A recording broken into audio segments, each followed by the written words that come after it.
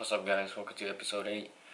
Today we're going to do something a little different today. We're just going to be on the 240 right now, but it's probably going to be in the next video. We do have some stuff cooking up right there. Yeah, keep watching, keep supporting, and enjoy. Peace.